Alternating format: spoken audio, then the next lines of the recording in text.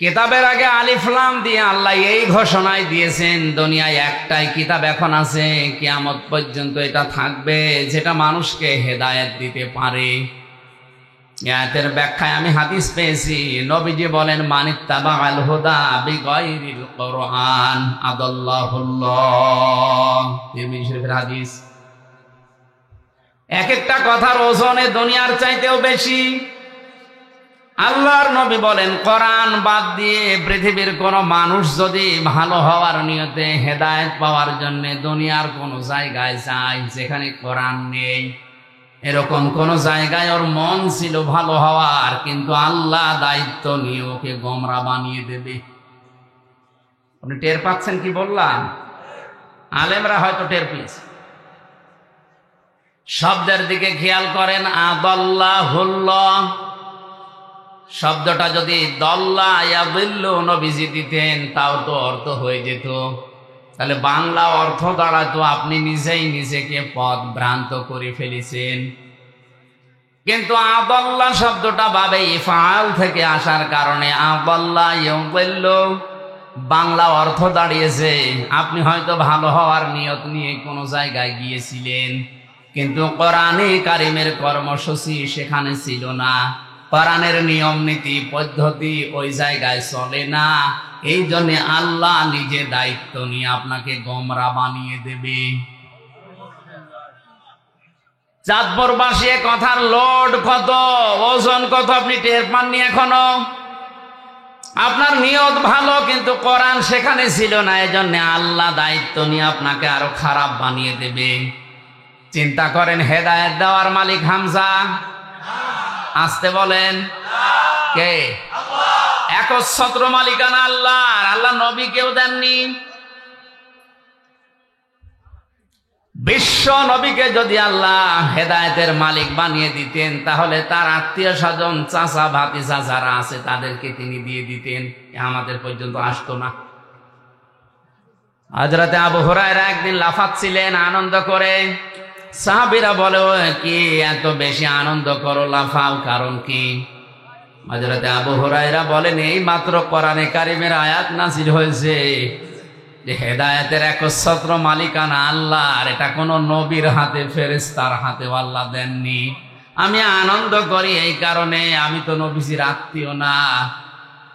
যদি আত্মীয়, যদি নবীর হাতে আল্লাহ হেদায়েতের চাবিকাঠি দিয়ে দিত, আমি আবু হুরায়রা পর্যন্ত আসতো না, কারণ তার নিজের আত্মীয় স্বজন যারা আছে তাদেরকে দিয়ে তিনি জান্নাতে নিয়ে চলে যেতেন, আমি বাদ পড়ে যেতাম।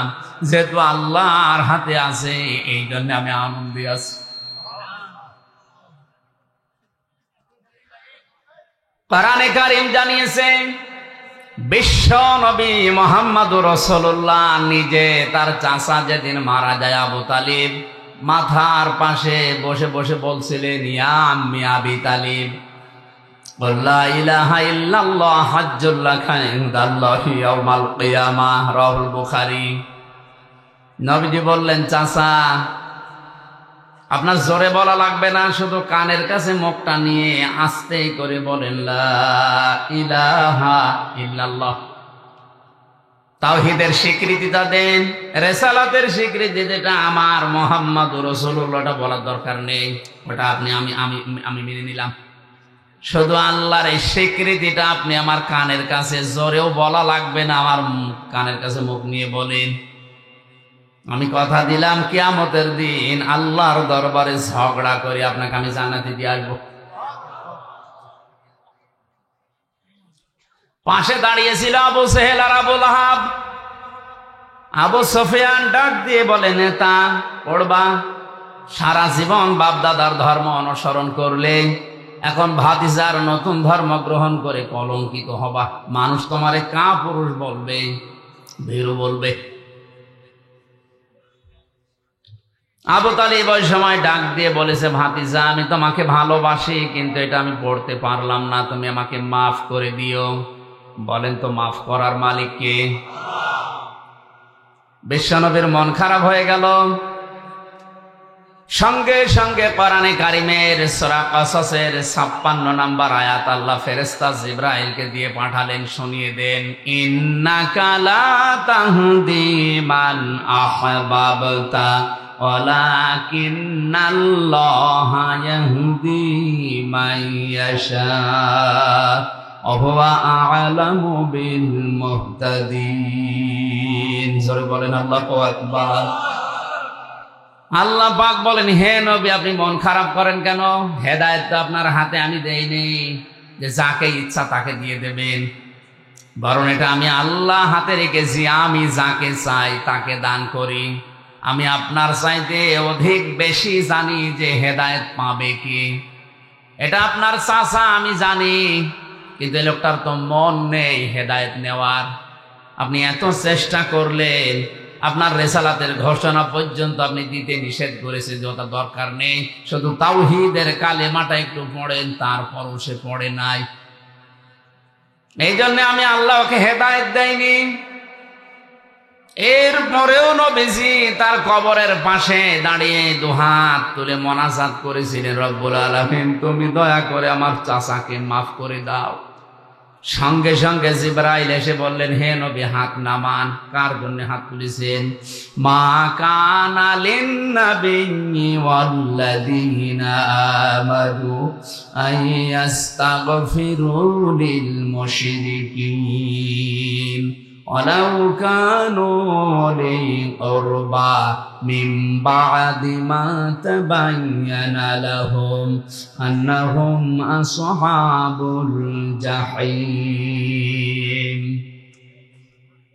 বিবেক যদি থাকে চিন্তা করেন যে নবী জীবনে হাত তোলা লাগে নাই, মনের ভেতরে কামনা আসলে এই মোনাজাত কবুল হয়ে গেছে। সেই নবী হাত তুলে বসে আছে কবরের সামনে চাচার জন্য। জিবরাইল এসে বলছেন আপনি হাত নামান। কার জন্য হাত তুলেছেন? এই লোকটা আপনার চাচা, আল্লাহ জানে। সারা জীবন আপনাকে ভালোবাসা দিয়েছে, কোলে কাকে পিঠে মাথায় দিয়ে চোমা দিয়ে দিয়ে বড় করেছে, আল্লাহ দেখেছে। কিন্তু হেদায়েত পাওয়ার জন্য লোকটার মন ছিল না, এই জন্য আমার আল্লাহ তাকে হেদায়েত দেয়নি। হে নবী, শুধু আপনি না, কোন ইমানদারের জন্য, কোন নবীর জন্য এটা বৈধ না, জায়েজ না, উচিত না, শোভনীয় না। কোন মুশরিকের জন্য আল্লাহর কাছে ক্ষমা চাবে, যদিও ওইটা নিজের নিকট আত্মীয় হয়। চিন্তা করেন, নবীজিকে আল্লাহ এই ধমকটা দিলেন, নবীজির জন্যও শোভনীয় না, উচিত না কোন মুশরিকের জন্য ক্ষমা চাওয়া।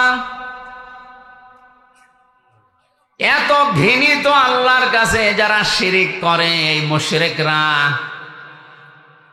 হজে যারা যায় তাদেরকে প্রথমে এই কথা বলা লাগে, লাব্বাইক আল্লাহুম্মা লাব্বাইক লা শারীকা লাকা লাব্বাইক।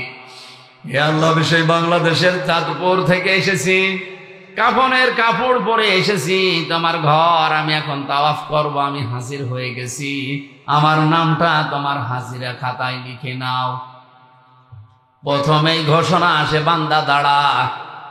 কাবার চত্বরে প্রবেশ করার আগেই বলা লাগে, লা শারীকা লাকা লাব্বাইক। তুই বল যে আল্লাহ আমি মুশরিক না, আমি আর যাই করি আমি শিরিক করি না। অথচ তামাম দুনিয়ায় আজ মানুষকে মুশরিক বানানোর পাই তারা চলছে। একজনের নামে একটা সূরা নাযিল হয়েছে কোরআনে কারিমে, তার নাম লোকমান। লোকটা নবীও না, রাসূলও না, একটা সাধারণ মানুষ। তাফসিরে পড়েছি, এত সাধারণ দুনিয়ায় 3 জন কালো মানুষের নাম আমি পেয়েছি। একজন হযরতে মাহজা, হযরতে ওমরের খাদেম ছিলেন, গোলাম ছিলেন। 2 নম্বরে হযরতে বেলাল। 3 নম্বরে এই লোকটা যার নাম বললাম লোকমান। জহব্বারে যে ঠোঁট ছিল একেবারে ঝোলা, ঝুলেছিল ঠোঁট, এত কালো। তাফসিরের ভাষায় এরকম কালো মানুষ দুনিয়ায় ওই 2 জন ছাড়া আর পাওয়া যায়নি। চেহারা ছিল একেবারে উল্টা পাল্টা, চুলগুলো ছিল উস্কো খুস্কো। চেহারার যে বর্ণনা দেখালাম, একবার দেখলে আর একবার দেখতে মন চাবে। আসতে বলেন। অথচ এই লোকটার জন্য 4 পৃষ্ঠার একটা সূরা আল্লাহ কোরআনে কারিমে নাজিল করে তাকে চিরন্তন করে দিয়েছেন। একটাই মাত্র কারণ, তিনি তার সন্তানকে আল্লাহর সাথে শিরিক সম্পর্কে কিছু কথা তাকে উপদেশ হিসাবে বলেছিলেন। وَإِذْ قَالَ لُقْمَانُ لِابْنِهِ وَهُوَ يَعِظُهُ يَا بُنَيَّ لَا تُشْرِكْ بِاللَّهِ إِنَّ الشِّرْكَ لَظُلْمٌ عَظِيمٌ। আল্লাহ পাক বলেন, হযরত লোকমান তার সন্তানকে যখন উপদেশ দিচ্ছিল ওই কথাটা স্মরণ করো। তিনি সর্বপ্রথম বলেছিলেন, লা তুশরিক বিল্লাহ, হে আমার আদরের সন্তান, দুনিয়ায় আর যাই করো শিরিক করবা না। কি করবা না? কারণ পৃথিবীর সব অপরাধ আল্লাহ মাফ করে দিলেও দিতে পারে, কিন্তু শিরিকের গুনাহ আল্লাহ মাফ করে না। এই জন্য এটা যেহেতু ভিডিও হচ্ছে, রেকর্ড হচ্ছে, কালকে তামাম দুনিয়ায় ছড়াবে। আমার সামনে এখন মাত্র 50,000 মানুষ না, 750 কোটির উপরে মানুষ আমার সামনে বসে আছে। সবাইকে উদ্দেশ্য করে বলছি, আপনি আর যাই করেন শিরিক করবেন না। এত রাগ হয় আল্লাহর শিরিক করলে।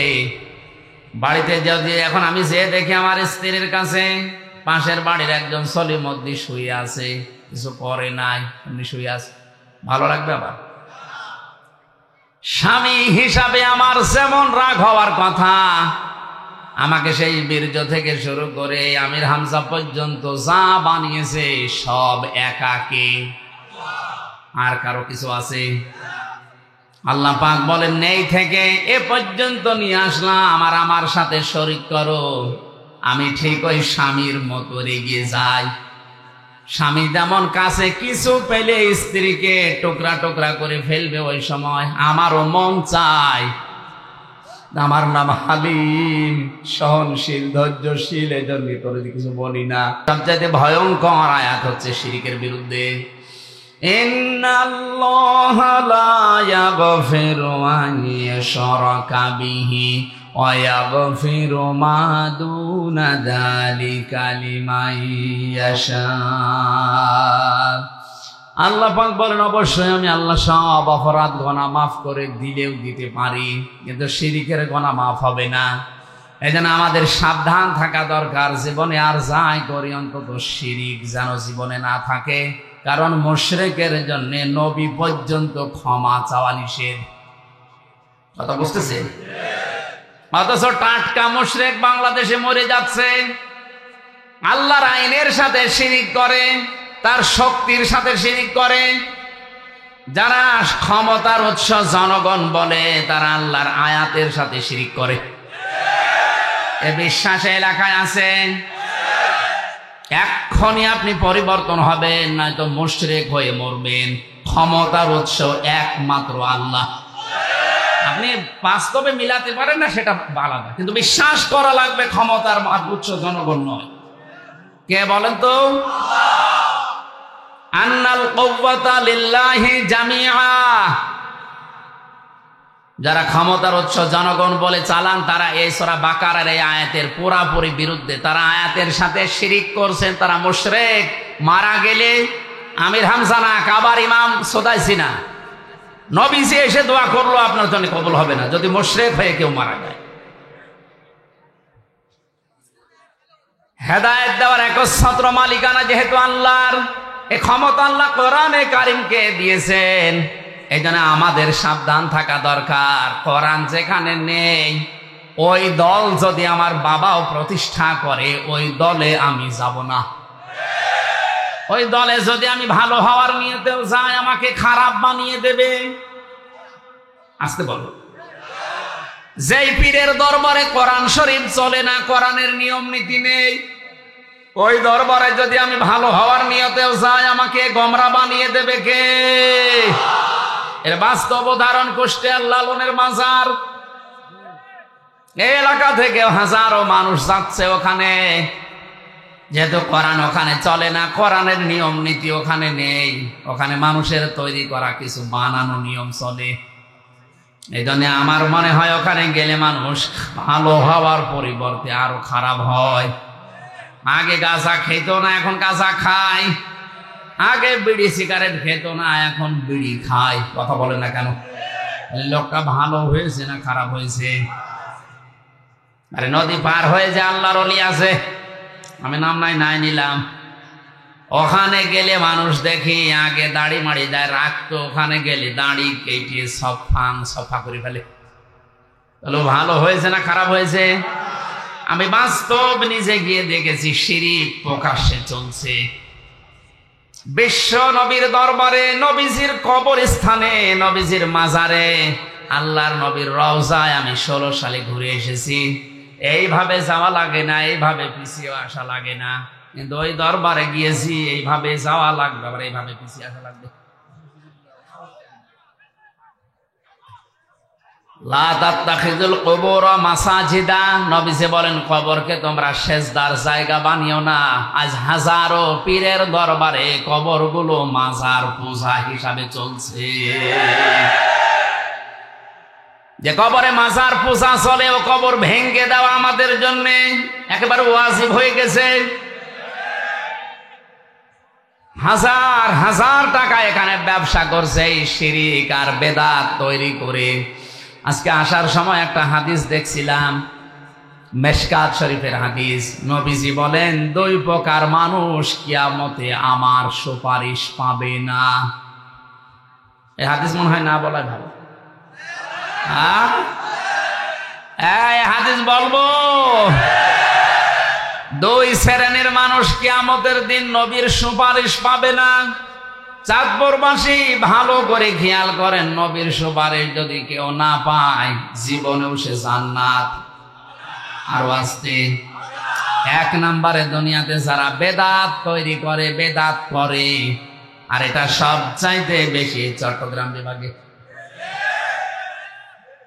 দিনের নামে, ইসলামের নামে নতুন নতুন জিনিস তৈরি করে এরা ইসলাম বানিয়ে চালিয়ে দিচ্ছে। এই জন্য বেদাত যারা করছেন তারা থামেন। বেদাত করলে নবীজি বলেন বেদাত পন্থী যারা, বেদাত আবিষ্কার যারা করে, সালাম দেওয়া পর্যন্ত জায়েজ নেই। 2 নাম্বারটা এখন বলা যাবে না মোনাজাতের আগে। বলেন আমি মায়ের খাই। নবীর সুপারিশ 2 নম্বরে নবীজি বলেন পাবে না তারা যারা জালিম শাসকের তোষামদি করে চলে। এটা এই দেশে এখনো শুরু হয়নি, অন্য দেশে চলছে।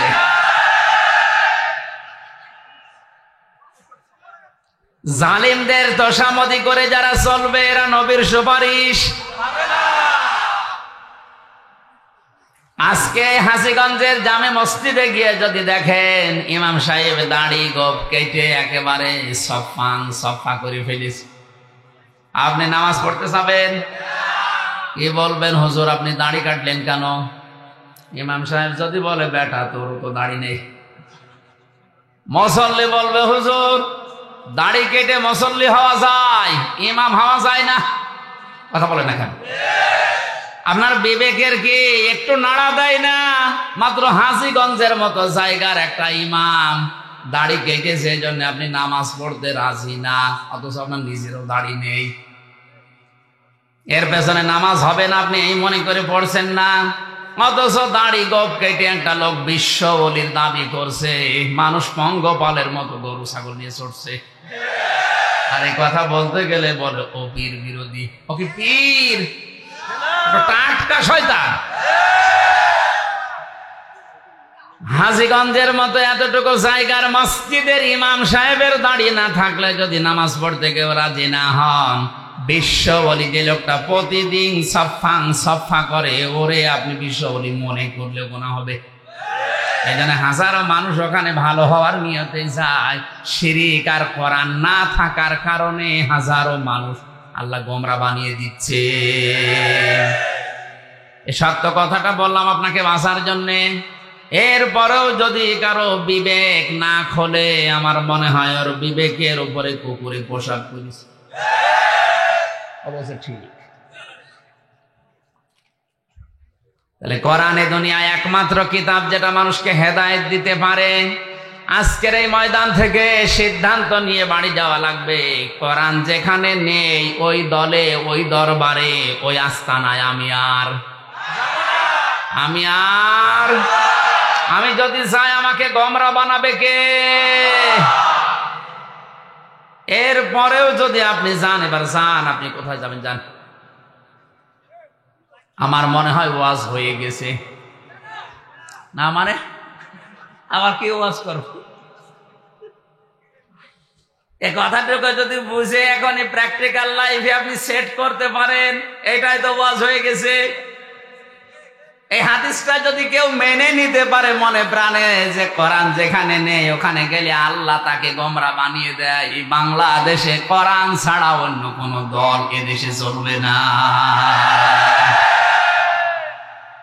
আল্লাহ আমাদের বোঝার তৌফিক দিন, বলেন আমিন। দরুদ আর সালাম পাঠ করছি আমাদের নবী, মানবতার মহান শিক্ষক মুহাম্মদ রাসূলুল্লাহ সাল্লাল্লাহু আলাইহি সাল্লামের প্রতি। কোরআনে কারীম থেকে মাত্র একটা আয়াত পড়েছি, সূরা বাকারা আয়াত নাম্বার 124। 286টা আয়াত আছে সূরাতে, 40টা রুকু আছে। মাত্র একটা আয়াতে কত কথা আছে আপনি একটু হিসাব করে করে দেখবেন। পুরা কোরআনে আল্লাহ কত কিছু দিয়েছে, আপনার মাথা এলোমেলো হয়ে যাবে। জবান করে কোরআনে কারীমের তাফসীরুল কোরআন মাহফিল, তাফসীর আকারে কথা শোনার জন্য পড়েন। আউযু বিল্লাহি মিনাশ শাইতানির রাজীম। বিসমিল্লাহির রহমানির রহিম।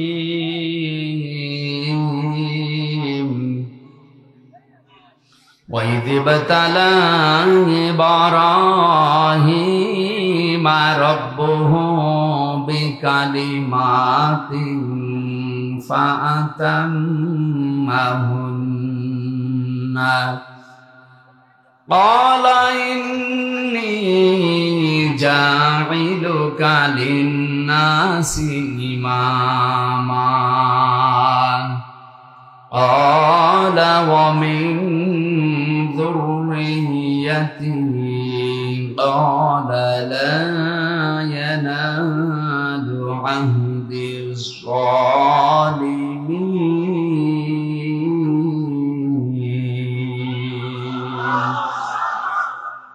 এই যারা ওঠাউঠি করে কি, এদের প্রসাব পায়খানা বাদ দিয়ে যদি এমনি চলে যায় গোনা হবে কি? এই জিজ্ঞাসা করেন তো ওর অবস্থান কি? না, আমি হাসির খোরাকে দেইনি। আপনি যদি ভালো লাগছে না এই বলে চলে যান, আপনার কিন্তু গুনাহ হবে। জরুরত থাকলে যেতে পারেন, এমনিতেই উঠবেন না ভাই। সওয়াব নেকি কামাই করতে এসে যদি গুনাহ হয়ে যায়, আপনার না আসায় ভালো ছিল। খেয়াল করেন, এই দেশে আমি যতটুকু এই কয় মাস, বিশেষ করে 1 মাস কয়েকদিন বের হয়ে যা দেখছি, এর আগে 20 সালের আগ পর্যন্ত বিশ্বের কয়েকটা দেশে আমি যতটুকু পেয়েছি, তাফসীর মাহফিল লেখা থাকে ঠিক, কিন্তু তাফসীর হয় 5 প্রকার। যে যেই দেশে বাস করে ওই দেশে সরকারি তাফসীর হয়, এটা হয়। বেসরকারি তাফসীরও হয়, খানকার তাফসীর হয়। এখানকার পরে আমার যেখানে আছে রাতের বেলা রাত 12:30টার পরে ওখানে খানকার তাফসীর হবে। 4 নম্বরে হয় নাটকীয় তাফসীর, যেটাই ব্রাহ্মণবাড়িয়া কুমিল্লা এলাকায় চলে। আন্দাজে তাফসীর মাহফিল নাম দিচ্ছে। নাটকীয়তা করে কোরআনে কারীমের মঞ্চগুলো তারা হাসির পাত্র বানিয়ে ফেলেছে। কথা বলেন না কেন? অথচ কোরআনে কারীমের এই ময়দানগুলো, এই মঞ্চগুলো, এটা আমানতের জায়গা, এটা মেম্বরের একটা আমানত আছে। এই জায়গাটা যারা হাসির খোরাকি বানিয়ে মানুষের কাছে উপস্থাপন করে, আল্লাযীনা ইত্তাখাযু দীনাহুম লাহওয়া ওয়া লাইবা ওয়া গাররাতুহুমুল হায়াতুদ দুনিয়া। সূরা আরাফের 51, 50, 51 নম্বর আয়াতে আল্লাহ জানিয়েছেন যে মানুষগুলো দুনিয়ায় আল্লাহর দ্বীনকে খেল তামাশা বানিয়ে ফেলেছে। এদেরকে দুনিয়ার জীবন ধোঁকায় ফেলে রেখেছে। কিয়ামতের দিন আল্লাহ তাদেরকে ভুলে যাবে যেমন তারা দুনিয়ায় কোরআনকে ভুলেছিল। ওরা তাফসীর মাহফিলের নাম দিয়ে কোরআনে কারীমকে এমন ভাবে উপস্থাপন করছে নাটকীয় ভাবে, জেনারেল শিক্ষিত মানুষগুলো মনে করছে ইসলাম মনে হয় এরকমই। কথা বলছে না কেন? এই জন্য তাদের আহ্বান জানাবো, আপনারা এই মঞ্চের যে আমানত আছে, এই মেম্বারের যে আমানত আছে, এগুলো ঠিক রাখেন। দুনিয়ার স্বার্থে মত্ত হয়ে এই ময়দানটা কলুষিত করবেন না। 5 নম্বরে হয় দরকারি তাফসির, কোরআনিক তাফসির, যেটা বাংলাদেশ, ভারত, পাকিস্তানে খুব কম। কথা বলে না কেন? আমাদের উপরে যায় আসুক না কেন, আমরা কোরআনে কারিমিক তাফসির যেটা দরকারি, যেটা ওইটা করব। আল্লাহ ঘোষণা দিচ্ছেন, ওয়াইদিবতালা ইব্রাহিম রাব্বুহু বিকালিমাতিন ফাতাম্মাহুন্না। হে নবী, আপনি স্মরণ করেন ওই সময়ের কথা যখন ইব্রাহিম আলাইহিস সালামকে মহান আল্লাহ কিছু কালেমার দ্বারা, কথার দ্বারা পরীক্ষা করেছিলেন, আর প্রতিটি পরীক্ষায় হযরত ইব্রাহিম উত্তীর্ণ হয়েছিলেন। এখন আসেন একটু পরিচয় নেওয়া যাক। ইব্রাহিম ইনি কে?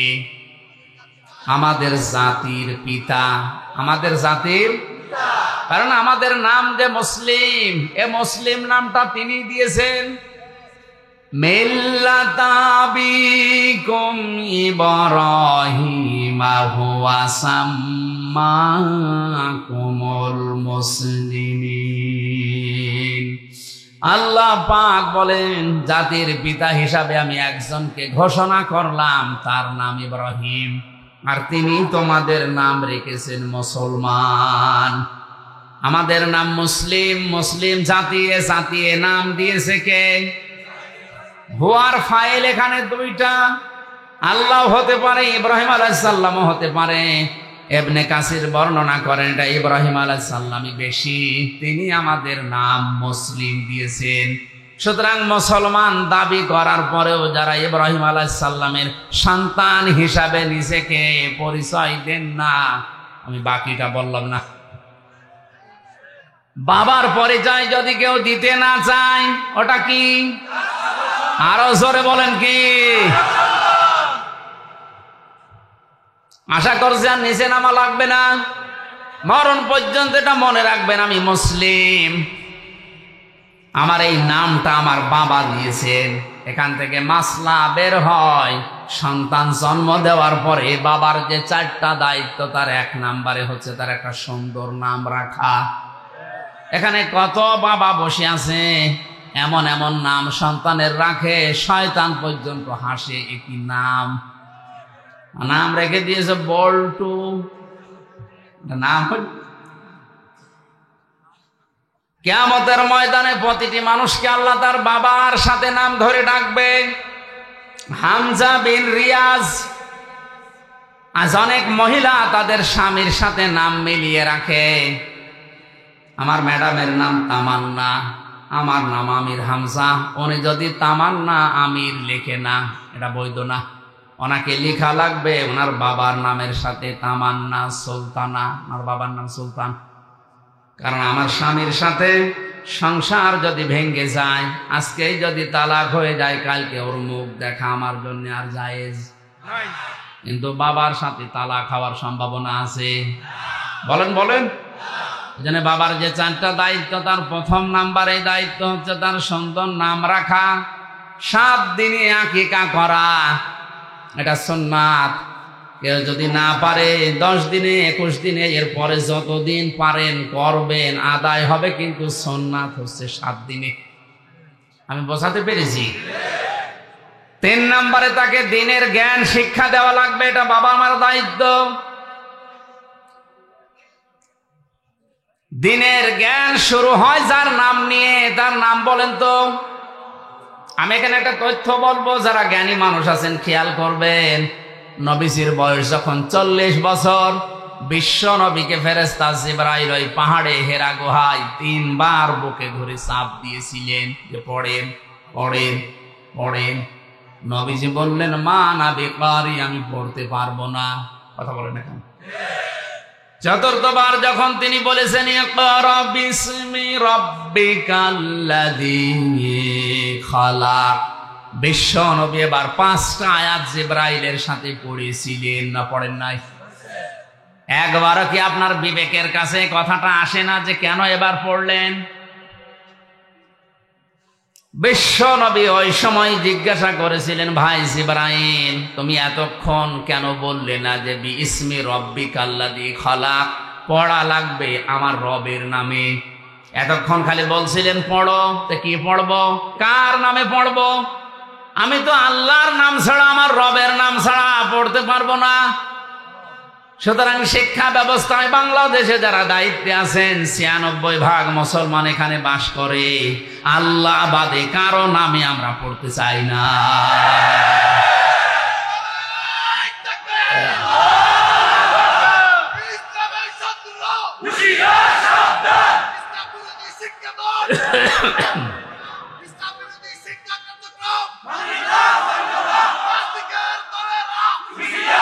আমার ভাইরা, আমি কথাগুলো শুধু স্লোগান দেওয়ার জন্য, গরম হওয়ার জন্য বলি নাই, বিবেকের কাছে প্রশ্ন করে। নবীজি নবুয়ত পাওয়ার পরে কিন্তু পড়তে পারতেন, তিনি বলেন না আমি পড়বো না, কারণ আমার রবের নাম যখনই আমি শুনলাম তখনই পড়া স্টার্ট দিলাম।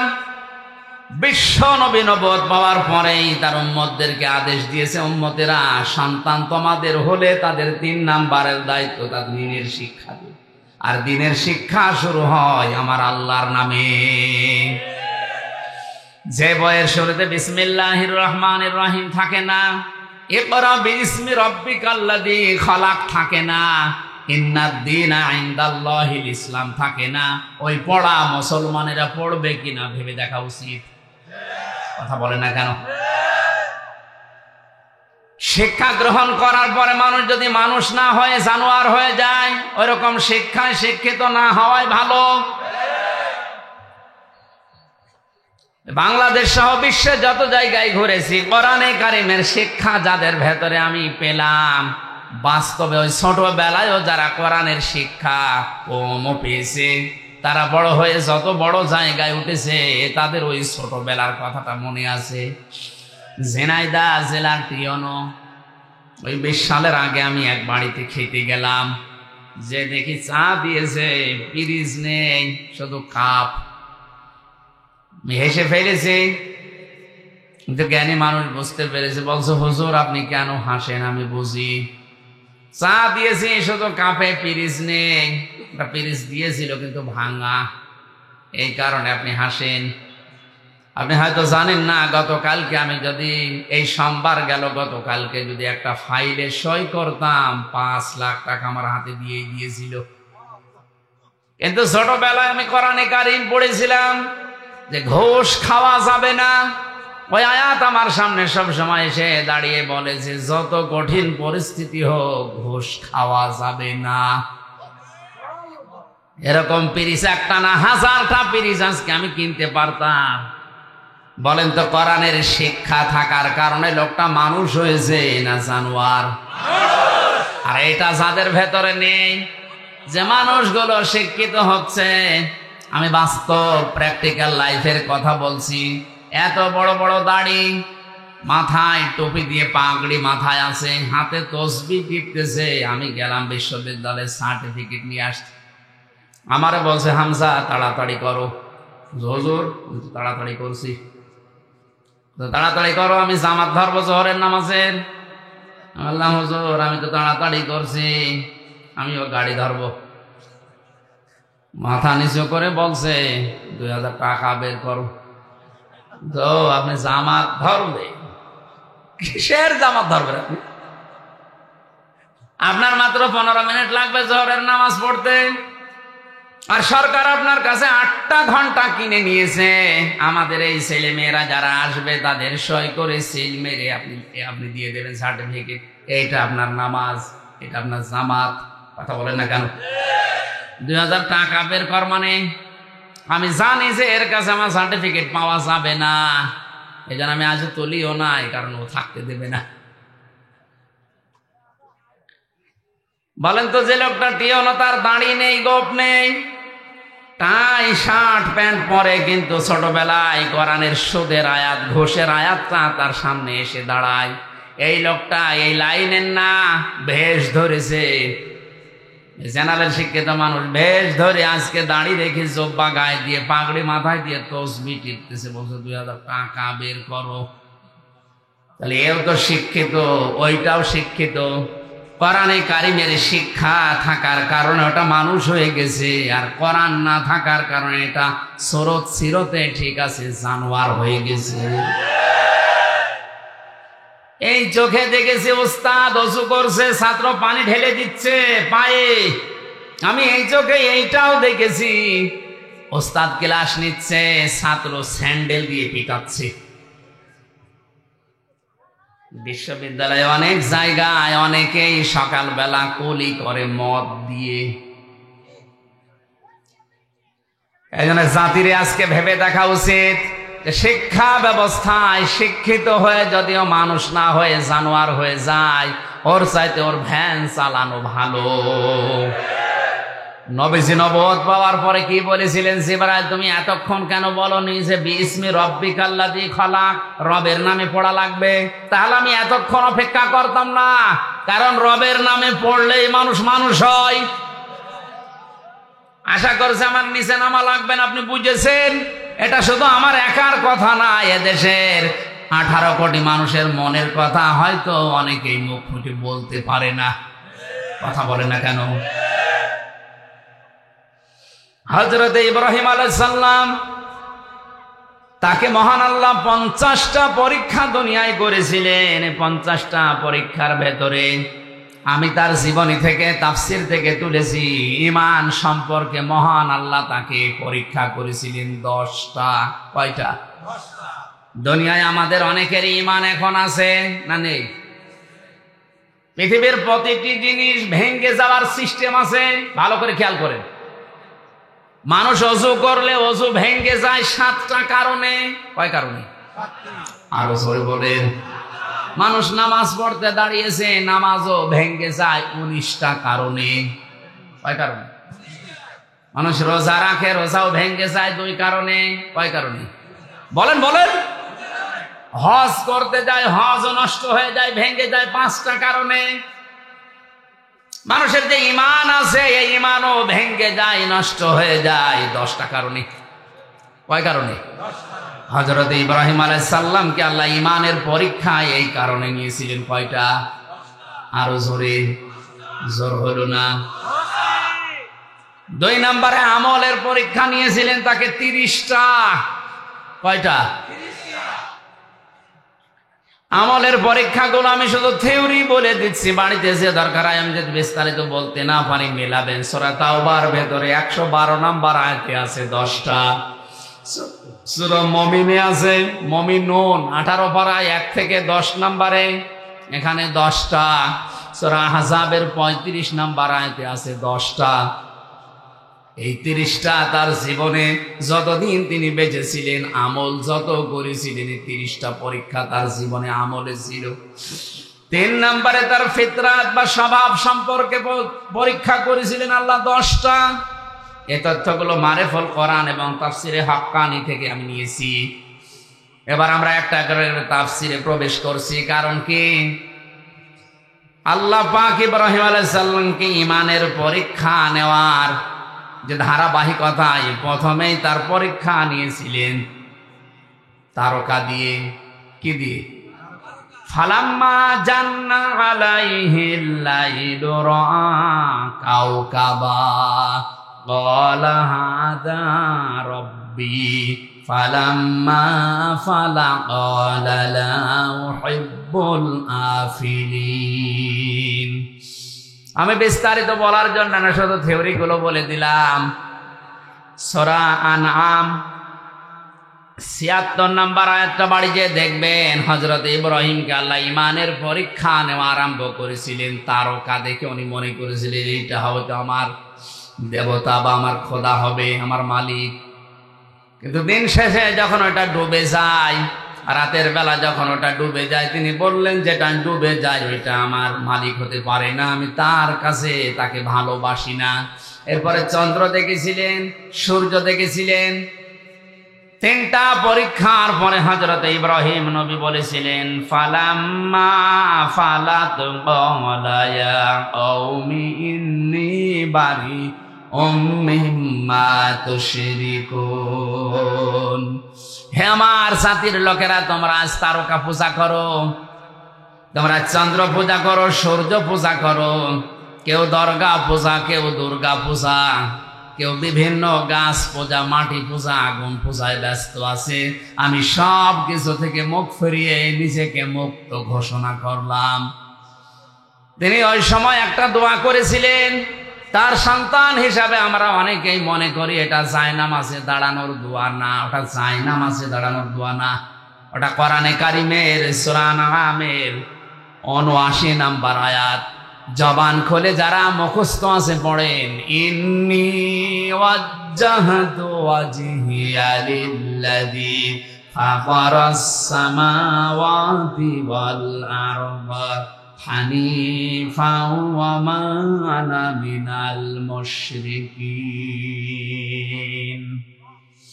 হযরত ইব্রাহিম ওই সময় বলেছিলেন, হে আমার মালিক, আমি সব দিক থেকে মুখ ফিরিয়ে নিলাম, আমি আসমান জমিনের সব দিক থেকে মুখ ফিরিয়ে একনিষ্ঠ হয়ে তোমার দিকে মুখ ফিরালাম, কারণ তুমি আমাকে বানিয়েছো হানিফা। আমি একনিষ্ঠ ভাবে তোমার দিকে ঘুরে আসলাম।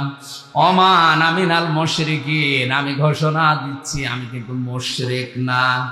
আমার প্রথম কথা ছিল আপনি আর যাই করেন শিরিক করবেন না, কারণ এটা আমাদের জাতির পিতার প্রথম শিক্ষা।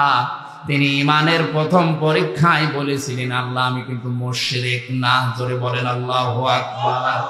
সন্তান যারা দুনিয়ায় একদিকে গেলেও আমরা শিরিক।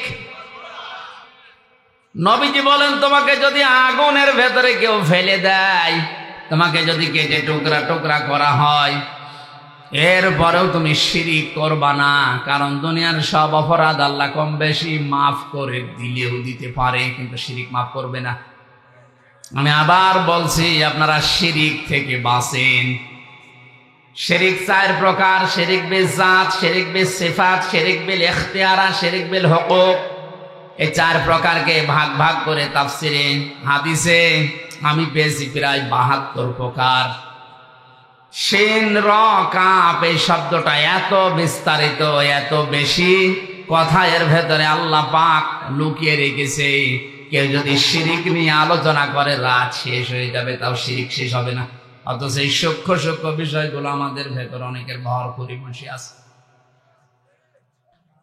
আমরা শিরিক থেকে বাঁচার জন্য, শিরিক কি, কত প্রকার, কেন শিরিক হচ্ছে, এই বইটা বাজারে পাওয়া যায়, কিনে নেবেন। আমার সবগুলো পয়েন্ট হয়তো মনে নেই, এই জন্য অল্প কিছু বললাম। হযরত ইব্রাহিম আলাইহিস সালাম ইমানের প্রথম পরীক্ষায় তিনি পাশ করেছিলেন, আল্লাহকে তিনি নিজে খুঁজে বের করেছিলেন। আর আমরা তার সন্তান, আমাদের চোখে আঙ্গুল দিয়ে দেখিয়ে দেওয়ার পরেও আমরা পাইতে চাই না। কথা বলা লাগবে। আলেমরা আজ অনেকে জীবনের উপরে রিস্ক নিয়ে জাতির পিতা ইব্রাহিম আলাইহিস সালামকে যে পরীক্ষাগুলো আল্লাহ করেছিলেন, তিনি নিজে খোঁজ করে করে বের করেছিলেন। আর আমরা আপনাদের চোখে আঙ্গুল দিয়ে হাতে কলমে দেখিয়ে দেওয়ার পরও আপনি ফিরে আসতে চান না। দ্বিতীয় পরীক্ষা করেছিলেন আমার আল্লাহ, তাকে বাধা দিয়েছিলেন। ইমানের উপরে টিকে থাকতে গেলে যে বাধা আসে, আমাদের জাতির পিতায় বাধা পেয়েছেন না পান নাই? সর্বপ্রথম বাধা এসেছিল তার ঘর থেকে। কথা বলে না কেন? আজ ইমানের উপরে টিকে থাকতে গেলে বাধা আসতে পারে কোন জায়গা থেকে? আসছে না অনেকে? তার বাবা বাধা দিয়েছিল ঘর থেকে, সমাজের বাধা এসেছিল, রাষ্ট্রের বাধা এসেছিল, এমনকি তাকে বনবাস পর্যন্ত দেওয়া হয়েছিল। সারা জীবন ইব্রাহিম নবীর জীবনে বিভিন্ন কায়দায় শুনেছি, কিন্তু বনবাসে যাওয়া এটা যে কত কঠিন, 3 বছর এক ঘরের ভেতরে থেকে কিছুটা হলো টের পেয়েছি। আমাদের জীবন মুক্ত জীবন, একটা মানুষকে 24 ঘন্টা যদি একটা ঘরের ভেতরে তালাবদ্ধ রেখে দেওয়া যায়, আমি যতটুকু বুঝলাম ও মানুষটা এমনি পাগল হয়ে যাওয়ার কথা। ইব্রাহিম আলাইহিস সালামকে বনবাসে পর্যন্ত ঈমানের পরীক্ষা দিতে যেতে হয়েছিল, কথা বলেন ঠিক কিনা? এরপরে তার হিজরত করা লেগেছে। সন্তান কলিজার টুকরা 80 বছর বয়সে যেটা হয়েছে তাকে জবাই পর্যন্ত করা লেগেছিল, কথা বলে না কেন? যদিও জবাই হয়নি কিন্তু পরীক্ষা তো দিতে হয়েছিল। এরপরে আমার আল্লাহ তাকে দিয়ে কাবা নির্মাণ করিয়ে পরীক্ষা ওই সময় নিয়েছে। এরপরে সবচেয়ে বড় পরীক্ষা তার জীবনে যেটা আগুনের ভেতরে ফেলে দেওয়া। এটা সারা জীবন শুধু শুনেছেন, একটা মানুষকে জীবিত অবস্থায় আগুনে ফেলে দেওয়ার সময় যে দৃশ্য তৈরি হয়, এটা যে কত বড় কঠিন পরীক্ষা সম্মুখীন না হলে বুঝবেন না। আমাদের জাতির পিতা ইব্রাহিম আলাইহিস সালামের আগুনের পরীক্ষা দিয়ে তিনি কি লস হয়েছে? কথা বলেন। ফেরেশতা এসেছিল, জিবরাইল, মিকাইল, ইসরাফিল, কত ফেরেশতা এসে বলেছে সাহায্য লাগবে, বলেন। বিশাল অগ্নিকুণ্ড আমরা সব উল্টাপাল্টা করে দেব। ইব্রাহিম আলাইহিস সালাম ওই সময় তিনি বলেছিলেন, আমি এমন কোন অন্ধ আল্লাহর ইবাদত করি না যিনি তার বান্দাকে আগুনে পড়ে থাকতে দেখার পরেও কিছু মনে করে না। উনি যদি চায়, ওনার যদি ভালো লাগে যে আমি আগুনে পড়লে উনি খুশি হন, ওই রকম মালিককে খুশি করার জন্য আমি ইব্রাহিম 100 বার আগুনে পড়তে রাজি আছি। আল্লাহ রাব্বুল আলামিন ওই সময় তাকে জানিয়েছিলেন, ক্বালা ইন্নী জাইলুকা লিন্নাসি ইমামা। হে ইব্রাহিম, তোমার এই কঠিন পরিস্থিতিতে কথা বলাটা আমি আল্লাহ এত বেশি পছন্দ করেছি। যত মানুষ দুনিয়ায় আসবে এখন যারা আছে সবার জন্য আমি তোমাকে নেতা বানিয়ে দিলাম। তুমি শুধু মুসলিম জাতির নেতা না, লিন্নাসি ইমামা, যত মানুষ আসবে দুনিয়ায় সবার জন্য তুমি নেতা, তুমি নেতৃত্ব দেবে।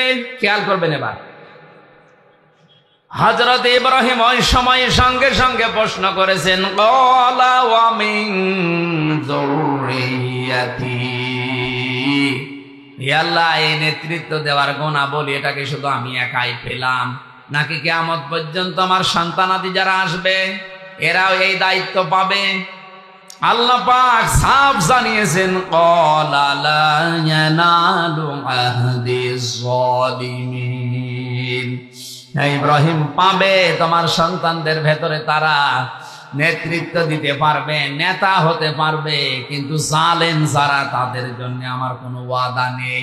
এনালু এটা মজারে বর্তমান, ভবিষ্যৎ, প্রেজেন্ট, ফিউচার। জালেমদের জন্য নেতৃত্ব দেওয়া জায়েজ নেই, নেতা হওয়া জায়েজ নেই। অথচ তামাম দুনিয়ায় যারা জালেম এরাই নেতৃত্ব দিচ্ছে আর আমাদেরকে ফতোয়া দিচ্ছে। নবীজি বলেন, ইত্তাকি দাওয়াতাল মাজলুম ফাইন্নাহা লাইসা বাইনাহু ওয়া বাইনাল্লাহি হিজাব। হে আমার উম্মতেরা, আর চাই করো মজলুমের বরদোয়া থেকে বেঁচে থাকবা, কারণ মজলুম যখন বরদোয়া করে তার ভেতরে আর আল্লাহর ভেতরে কোনো পর্দা থাকে না। বাংলার মানুষেরা আপনার হাতে পায়ে ধরে বলছে, 3 বছর কারাগারের জীবনে আমি যা দেখলাম এই দেশে সব চাইতে বেশি হচ্ছে এখন জুলুম। হাজারো মানুষ এই অন্তঃপ্রকোষ্ঠে জুলুমের শিকার হয়ে বসে আছে, অথচ কিছুই জানে না।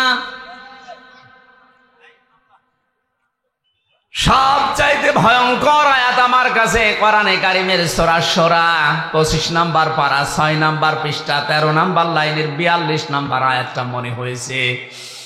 আল্লাহ পাক বলেন, ইন্নামাস সাবিলু আলাল্লাযীনা ইয়াযলিমুনান নাস ওয়া ইয়াবগুনা ফিল আরদি বিগাইরিল হক উলাইকা লাহুম আযাবুন আলীম।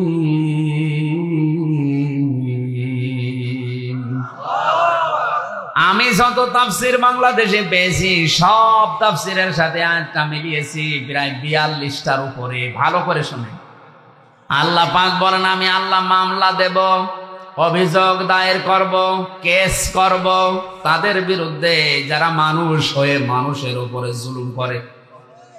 বাংলার মুসলমানের এখানে ইয়াজলিমুনান নাস, ইয়াজলিমুন আল মুসলিমুনা নেই, যে মুসলমানদের উপরে যারা জুলুম করছে। ইয়াজলিমুন আন নাস দিয়ে আল্লাহ জানিয়েছেন, মানুষ হয়ে মানুষের উপরে যারা জুলুম করে, তাদের অধিকারগুলো নষ্ট করে। আজ মানুষের তৈরি করা আইনের কারণে বিনা, মনে করেন হঠাৎ করে একটা মানুষ আপনার দ্বারা মার্ডার হয়ে গেল, 30 বছর অন্ধ প্রকোষ্ঠে এক ঘরের ভেতরে আপনাকে কাটানো লাগবে। এটা যে কত বড় মানবতা বিরোধী অপরাধ, কত বড় জুলুম একটা মানুষের উপরে। মানবাধিকার সংস্থাগুলো কি ছাতা করে বেড়ায় আমি বুঝি না। এই আইনটা পাল্টাতে পারেন না? হ্যাঁ, ওরে যদি অপরাধ প্রমাণ হয় ওরে ফাঁসি দিয়ে দেন, ওরে মেরে ফেলেন, কারণ হত্যার বদলে হত্যা করা যায় আছে। কোন কারণে একটা মানুষকে 30 বছর এক ঘরের ভেতরে 24 ঘন্টা তালাবদ্ধ করে রাখবেন? ওকে আর মানুষ থাকবে তো এমনি পাগল হয়ে যাবে। এই কথা বলে দেখেন।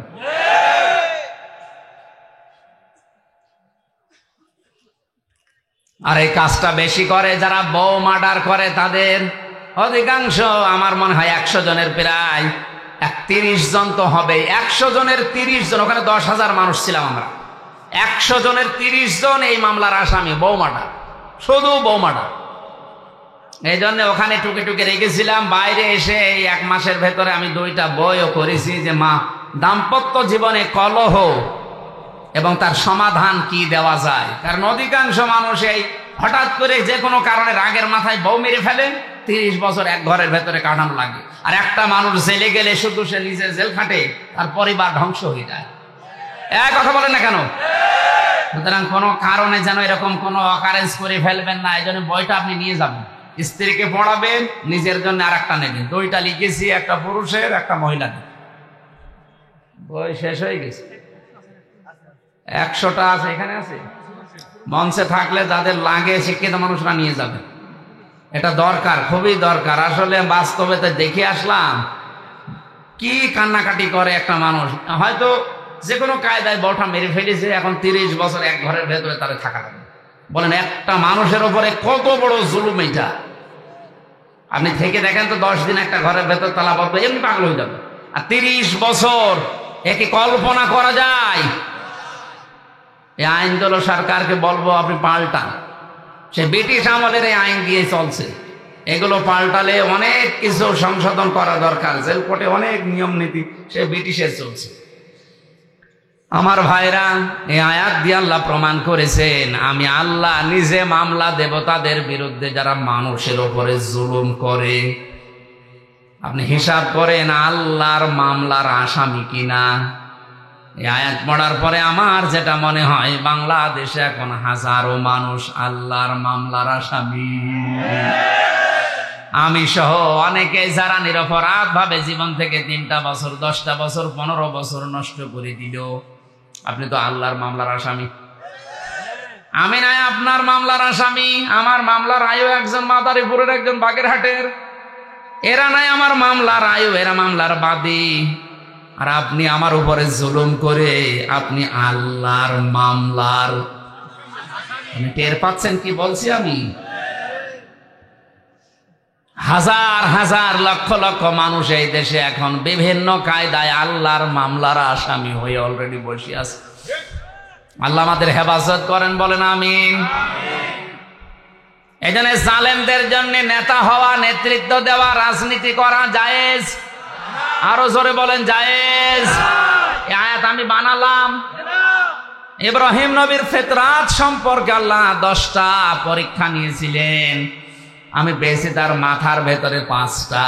নবী ইব্রাহিম আলাইহিস সালাম মাথায়, নাকের ভেতরে তিনি পানি দিতেন। বিজ্ঞানী শব্দ নিয়ে গবেষণা করে জানিয়েছে, দিনে রাতে 5 থেকে 6 বার যদি কেউ নাকে পানি দেয়, সারাদিন সারা রাতে যে জার্মগুলো নাক দিয়ে প্রবেশ করে, মহান আল্লাহ নাকি পানি দেওয়ার কারণে বের করে দেয়। এরপরে কুলি করতেন তিনি, মুখের ভেতরে যে জার্মগুলো তৈরি হয় সারাদিন সারা রাতে, কুলি করলে এটা দূর করে দেয়। ইব্রাহিম আলাইহিস সালামের ফিতরাত ছিল, স্বভাব ছিল এটা। 3 নম্বরে তিনি মেসাক করতেন। 4 নম্বরে তার গোঁফ দাড়ি তিনি কাটতেন। দাড়ি কাটা জায়েজ আছে, কিন্তু 1 মুষ্টির পরে। এই যে শব্দটা এরা কালকে বানাবে, যে প্রথমে বললাম দাড়ি কাটা জায়েজ আছে, এই পরে যে বলেছি ওইটা কেটে দেবে, কেটে ছড়াবে যে আমির হামজা বলেছে দাড়ি গোপ কাটা জায়েজ আছে। আমি কি ওইটা শেষ করেছি? এক মুষ্টির পরে কাটেন, অসুবিধা নেই। যারা বিভিন্ন জায়গায় আমার নামে আমার এই খণ্ডিত বক্তব্যগুলো নিয়ে ভিডিও বানাচ্ছে, বিশেষ করে আমার এই তাহেরি ভাই, এই নোরে বাংলা নামে একজন আছে চট্টগ্রামের, আরো বিভিন্ন হুজুররা এই কাজগুলো করছেন কোন কারণে? 1.5 ঘন্টা 2 ঘন্টা বলে কথা বলি, পুরাটা তো দেন না, 1.5 মিনিট দেয়। এই যে যদি, কিন্তু, অথবা এইগুলো বাদ, প্রথম শব্দটা দিয়ে ওরা কালকে দেখেন ভিডিও বানাবে বলে। এখানে যারা ইউটিউবার আছেন, এই যে কাট দেওয়া আছে, এগুলো ছাড়া উল্টা পাল্টা করেন না ভাই। আপনার কারণে আমার জীবন থেকে 3টা বছর গেল। আবার যদি উল্টা পাল্টা করে আমারে আটকে রেখে আপনার লাভ আছে?